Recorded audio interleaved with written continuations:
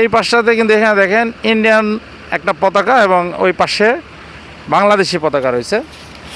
এই যে দেখেন গাড়িগুলো যাচ্ছে না, অনেক গাড়ি মানে ইন্ডিয়া থেকে বাংলাদেশে প্রবেশ করছে। মালামালগুলো মানে আনলোড করার পরে তারা আবার ফিরে যাচ্ছে। তবে প্রত্যেকটা গাড়ি চেক করা হচ্ছে। ওই যে দেখা যাচ্ছে ওটা কিন্তু ওই চৌকিটা কিন্তু ইন্ডিয়ার, ওখানে বিএসএফেরা বসে আছে। এখানে বাংলাদেশে আসলে বাংলাদেশের সব জায়গাতে অনেক জায়গাতে দেখা যাচ্ছে বিএসএফ বিজিবির মধ্যে যদি একটা দ্বন্দ্ব থাকলেও এই জায়গাতে কিন্তু সেই দ্বন্দ্বটা নাই। এখানে সবাই মিলেমিশে মানে শৃঙ্খলার মাধ্যমে প্রত্যেকটা গাড়ি মানে যাতায়াতের ব্যবস্থা করে দিচ্ছে। এই জিনিসটা অনেক ভালো লাগলো।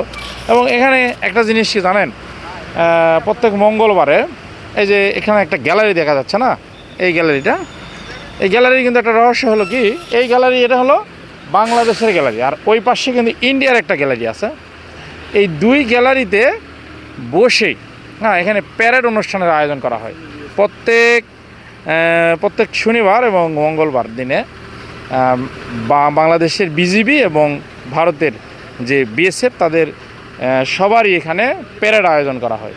এই আয়োজনটা অনেকে দেখে বসে এই আয়োজনটা উপভোগ করে। খুব ভালো লাগলো। দেখেন এখানে অনেক বড় একটা গাড়ির সিরিয়াল, মানে গাড়ির বিরাট সিরিয়াল, বুঝলেন। এই সিরিয়ালের মধ্যে এখানে একটা একটা করে গাড়ি ছেড়ে দেওয়া হচ্ছে। আমাদের বাংলাদেশে যে বিজিবি তারা অনেক আন্তরিক, আমাদেরকে এখানে প্রবেশ করতে দিছে এবং এখানে আমরা এসে ভিডিও করতেছি, কোনো সমস্যা করেনি তারা। এটা অনেক ভালো লাগলো। তো আজকের ভিডিওটি এই পর্যন্ত, ধন্যবাদ।